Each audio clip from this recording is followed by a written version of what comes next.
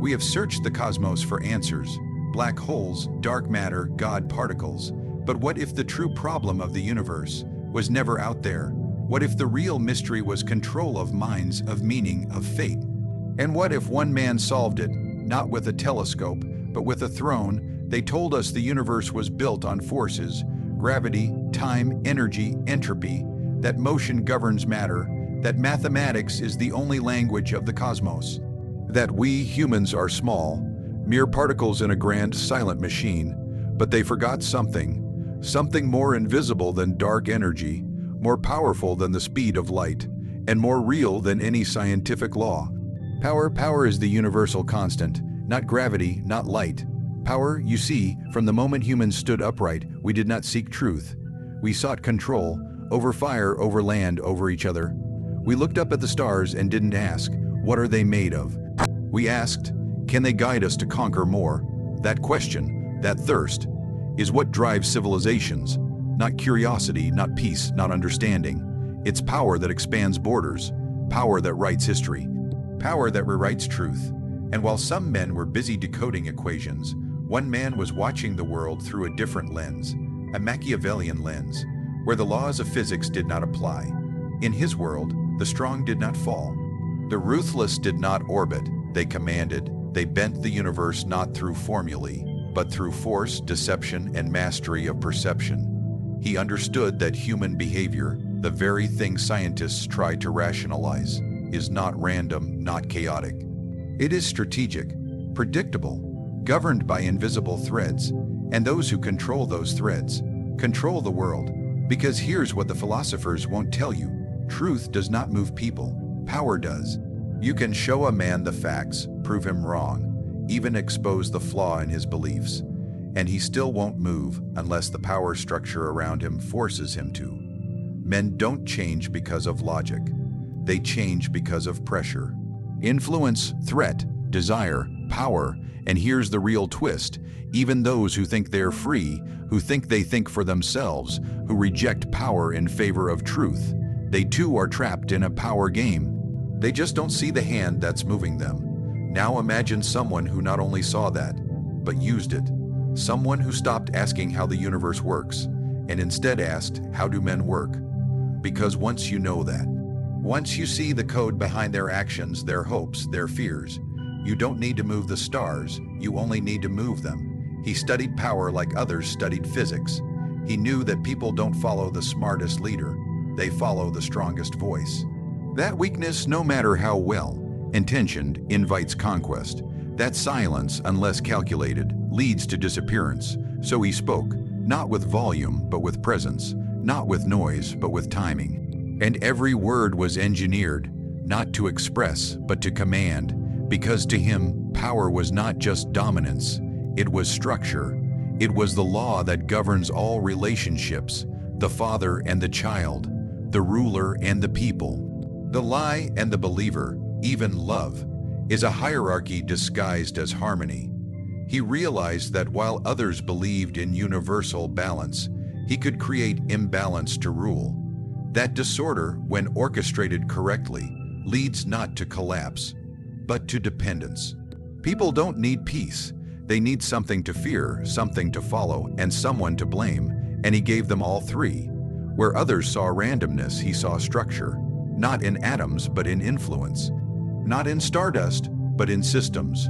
He realized the same way gravity holds planets in orbit, power holds empires in place. Remove it, and everything flies apart. Apply it precisely, and even chaos becomes predictable. The man who solved the universe didn't care about what made the stars burn. He cared about what made people obey, what made rulers fall, what made revolutions succeed or fail. Because he knew the universe of humans was not governed by physical constants, but by psychological ones. And in that universe, power was not an option. It was the only law. So while others sought truth in test tubes, he created it in people's minds. While others chased light years, he measured distance and influence. While others tried to escape gravity, he built it around himself, so dense, so undeniable, that everything, everyone revolved around him. And the best part, most never even saw it. They thought he was lucky. They thought he was blessed. They thought he simply understood things better, but no, he didn't just understand the universe. He rewrote the rules they taught you that truth is sacred, that truth is light, and light leads to freedom. That all you need to win to be respected to rise is to speak the truth, but that is a story told to the powerless to keep them obedient. In reality, truth is rarely pure, never safe, and almost never rewarded. In the world of the powerful, truth is not a virtue. It's a weapon, and those who wield it well don't kneel before it. They shape it, sharpen it, and fire it with intent. The man who solved the universe knew this. He understood that honesty is not the same as truth, and truth is not the same as power. He saw that the masses worship truth like a fragile god, while the few who rule treat it like a blade. If you believe truth will save you, then you are not ready to use it. Because in this world, truth doesn't set you free. It makes you vulnerable. It shows your position. It shows your intention. It shows your weakness. And yet, in the right hands, it becomes the most lethal tool imaginable. He knew how to use it sparingly, like poison on the tip of a dagger. He never spoke the whole truth, only the necessary truth. The kind that nudged people in the right direction, the kind that exposed others just enough to gain control, the kind that kept his enemies in the open while his real moves remained hidden. Because full truth overwhelms. It blinds, it creates chaos, but partial truth, that creates belief, and belief is stronger than fact. He didn't lie for no reason. No, lies are crude, weak, obvious, but truth, carefully positioned, can do what no lie ever could. It can manipulate with legitimacy. It can create loyalty without force. It can destroy reputations while appearing righteous. Imagine a battlefield not of weapons, but of words. Everyone swinging facts, narratives, accusations. In that chaos, the one who survives is not the one with the cleanest conscience, but the one who knows how to cut with truth, who knows which piece to reveal and which piece to bury, who knows that sometimes silence speaks louder than any statement, who knows that truth is not a single flame, but a collection of sparks, and the hand that arranges them controls the fire. That was his mastery. He used truth not to illuminate, but to distract, to mislead. To win, when two sides fought over reality, he offered them a third option, a version of truth that suited them both. And while they debated it, he moved past them. Because while others were desperate to be right, he was focused on being in control. He understood how fragile people are in the face of truth. Show them something that threatens their self-image, and they will reject it outright. Show them something that flatters their bias, and they will defend it with their lives. He didn't waste time trying to convince. He shaped truths that didn't need defending. He made people believe they had discovered it themselves. That's the deepest manipulation, making someone think your idea was theirs. And when the time came to strike, he did it not with violence, but with revelation. One fact, one hidden detail, one sudden exposure. That's all it took to collapse entire reputations, to destroy alliances, to realign power structures. While others prepared armies, he prepared truth, waiting until the exact moment they would inflict the maximum damage. He also knew that sometimes the most powerful truth is the one you never say, the one that lingers in the silence, the one that everyone suspects but no one can prove. That suspicion is more paralyzing than proof. It creates fear without resolution. It keeps enemies off balance. Doubting, watching, waiting for a blow that may never come. That was the genius, not just in what he said, but in what he allowed others to assume, because assumptions are truths in disguise. People act on what they believe to be true, not what actually is.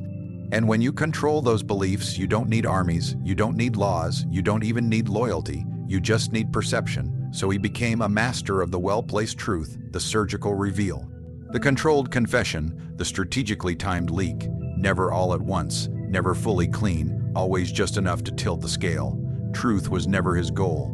It was his ammunition, his shield, his sword. He didn't preach truth to gain followers. He deployed it to create dependence. Because when people believe you tell the truth, they stop questioning your lies. And when they think you're on their side, they never suspect you're the one pulling the strings.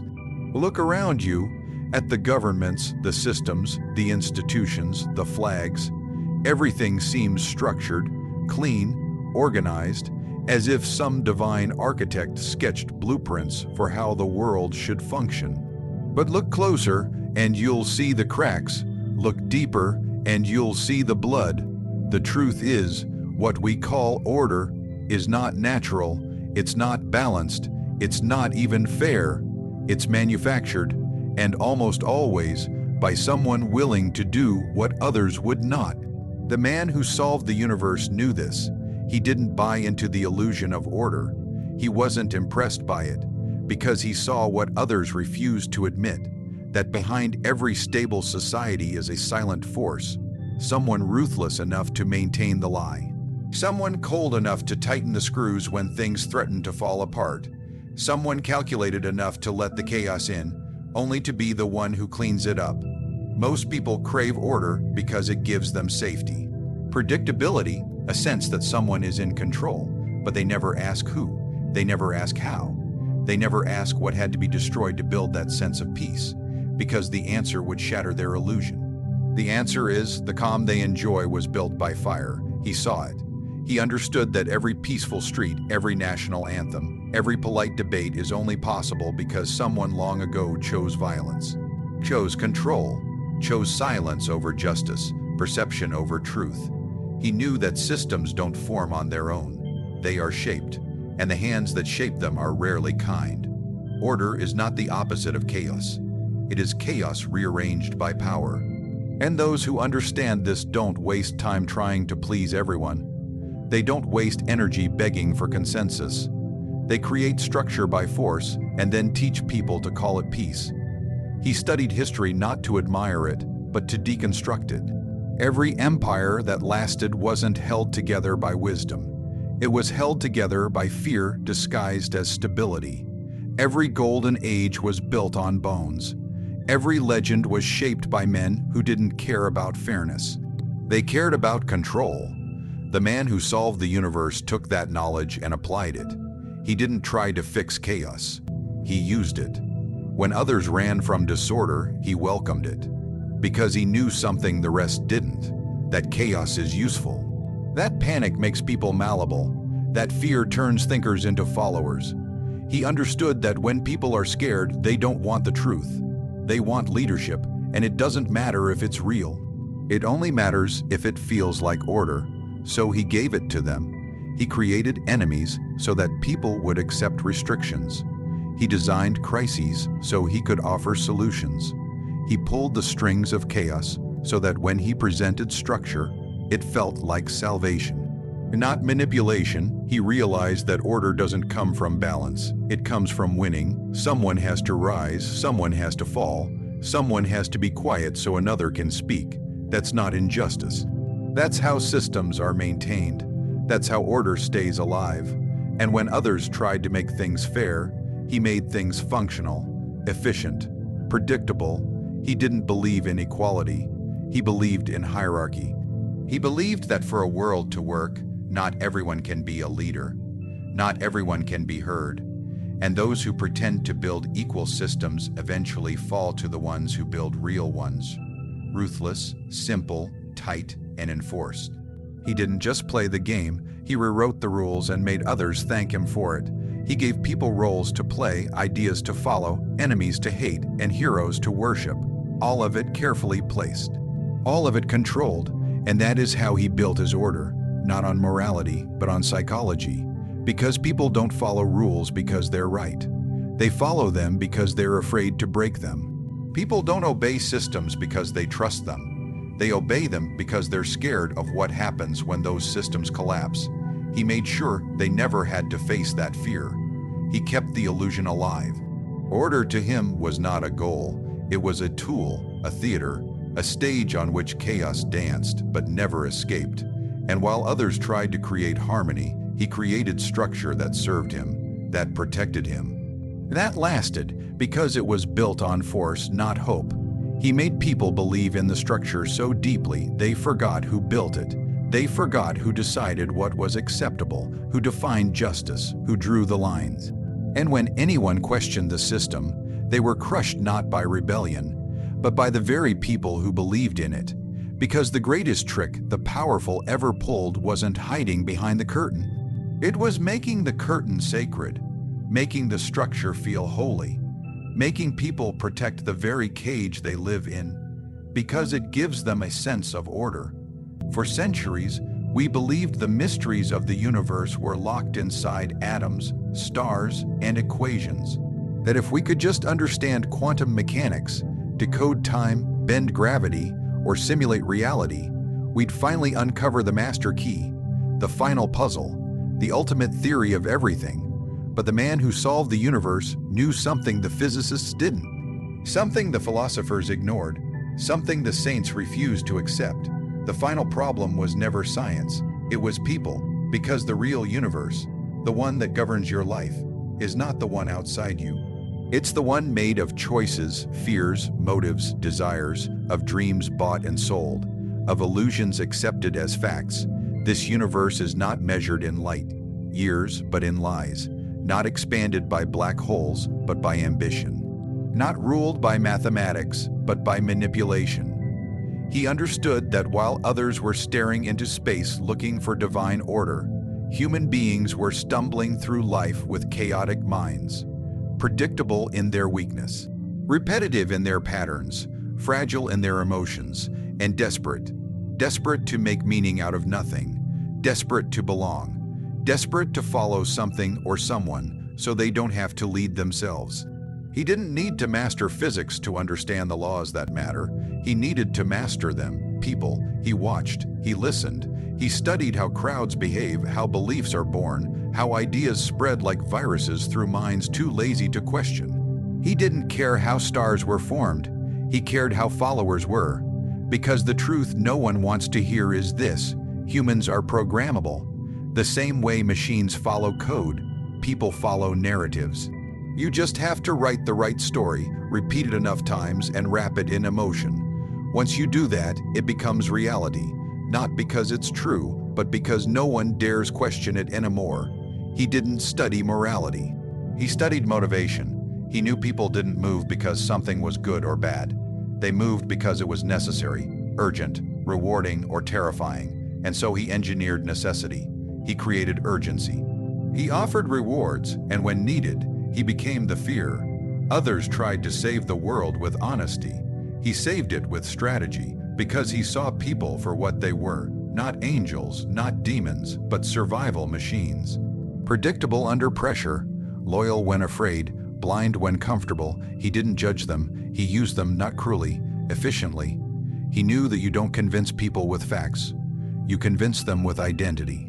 Make them feel seen, heard, understood. Give them a mask to wear, a role to play, and they will follow the script without realizing it was never their own. The masses want freedom, but only if it feels familiar. Only if it confirms what they already believe, and if it doesn't, they call it dangerous, they fight it, they burn it. He didn't fight them. He gave them what they wanted, carefully wrapped in the illusion of choice. He made them feel powerful while they played his game, and the more control he took, the more grateful they became. Because people don't fear submission. They fear uncertainty. He gave them certainty. Predictable outcomes, stability, all carefully designed, all intentionally false, and this is what made him different from the scientists. They were searching for truth. He was constructing reality. They mapped galaxies. He mapped influence. They explored physical laws. He rewrote social ones. They worked in labs. He worked in the minds of kings, soldiers, workers, believers, every type of person, every role in the human machine. Because once you understand people, once you know how to pull their strings, you don't need to explore space. You own it, the territory of thought, the galaxy of belief. You can shape entire generations not by force, but by suggestion. Not by rule, but by myth. He knew that if you want to rule a world, you don't need to build it. You just need to make people see it differently, change what they value, change what they fear, change what they think success looks like. And the rest follows automatically. You don't need to tell them what to do. They'll do it themselves, convinced it was their decision all along. And when others warned of the dangers of manipulating people, he didn't flinch. Because he saw manipulation not as corruption, but as precision. He wasn't breaking the machine, he was optimizing it. He was doing what no idealist ever could, using human nature to shape human destiny. To him, people were not the problem to be fixed. They were the code to be cracked, the raw material of power, the real variables in the equation of control. While others tried to teach them, heal them, liberate them, he solved them. And not with compassion, with clarity. Because he knew that understanding the universe begins not with the stars, but with the species staring up at them, pretending they're in control. So while the world kept searching for cosmic equations, for patterns in starlight and particles in colliders, one man turned his gaze inward to the chaos of the human soul. He did not need to break the laws of physics. He rewrote the laws of perception. He did not search for order in the stars. He manufactured order among people. He did not discover truth. He weaponized it. He did not solve science's problems. He solved humanity itself. Because the real universe, the one that controls your destiny, is not out there. It is within us, built on power, shaped by illusion, maintained by fear, and ruled by those bold enough to understand that truth is not sacred, order is not natural, and people are not free. He saw the game for what it was, and while others played to survive, he played to dominate, to write the rules, to become the architect of belief, the engineer of systems, the manipulator of minds. He did not just solve the universe, he became it.